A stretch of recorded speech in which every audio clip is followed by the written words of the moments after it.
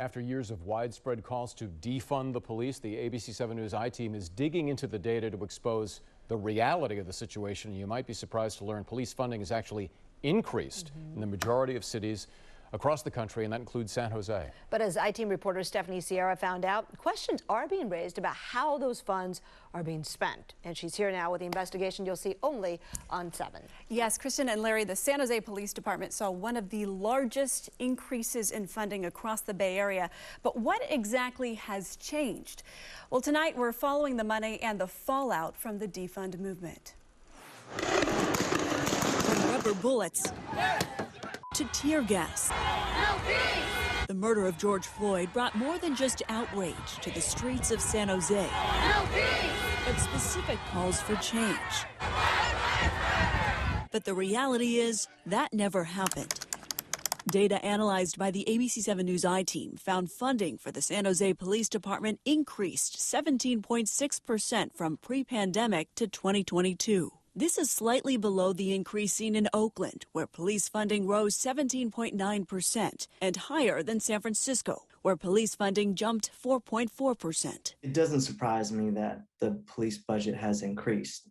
It's disappointing and I think revealing. Raj Jayadev is a criminal justice advocate and founder of Silicon Valley Debug. What's under the phrase defund the police? What they were calling for most viscerally was an end to the killings. They were calling on an end to the use of force. San Jose has one of the highest rate of hospitalizations of use of force than any other city of its size. According to ABC 7's analysis, SJPD saw the largest increase in funding during fiscal year 2019-2020, more than $41 million. Police records show during that year, there were 514 officers who used force more than 1,300 times. 77 of those officers used force up to 15 times repeatedly. This video, obtained exclusively from the I-team, became part of a federal civil rights lawsuit filed against the department in July 2020, accusing officers of excessive force during the 5 days of protests following George Floyd's murder. People like Brianna Contreras hit in the temple with a police projectile. An audit of SJPD found that a quarter of sworn San Jose police officers received at least one complaint in 2020. Nearly a quarter of the complaints contained allegations about use of force. The independent police auditor's report found those figures got worse in 2021. Nearly 1/3 of SJPD officers faced complaints. That cycle of violence was not interrupted after the killing of George Floyd. A year later, protesters filled Guadalupe Freeway in San Jose after Demetrius Stanley was shot and killed by an undercover SJPD officer. Is there a number of officers that have killed that remain on the force and have even gotten promotions after they've killed? So an example of that is Sergeant Mike Pena, who was recently held liable in federal civil court just a few weeks ago for the murder of Jacob Dominguez. That case settled, costing San Jose taxpayers $1 million. San Jose Police. In 2019, Pena was also a defendant in another use of force case, where this couple was tased, shot with a riot gun, and beaten by San Jose police. That case cost San Jose taxpayers another $400,000.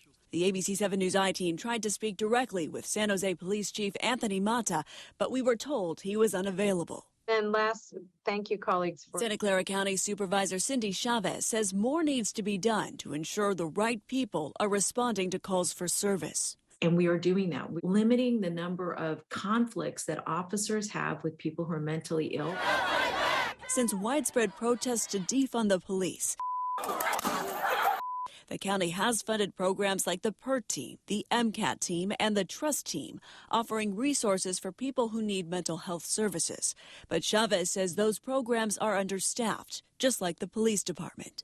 She says over the past 16 years, we've lost 200 officers and we have 100,000 more people living in San Jose. ABC 7's analysis of census data shows San Jose is the 10th largest city in the country, but FBI data shows it's staffed as if it's close to the 50th largest. And response times are suffering because of it. According to a 2021 audit on city services, on average, police are taking 22 minutes to respond to calls that involve assaults or burglaries. That's double the intended target. That's just not acceptable. It's not healthy. Chavez says the department needs to hire an additional 45 officers to meet the demand. But budget records reviewed by the I-Team show the department only directed funding to barely meet half that goal for the upcoming fiscal year. A shortfall even amidst a funding spike. Now, that spike is more than $26.5 million. That's how much SJPD's budget increased this year. Yet the department is only adding around 20 officers to the force, half of what some elected officials are calling for. So where is all this money going? Supervisor Chavez says the city spent between $42 and $50 million on overtime just over the last 2 years. So salary increases and overtime were the two big factors there. Interesting. All right, so we've established the majority of budgets for police around the country.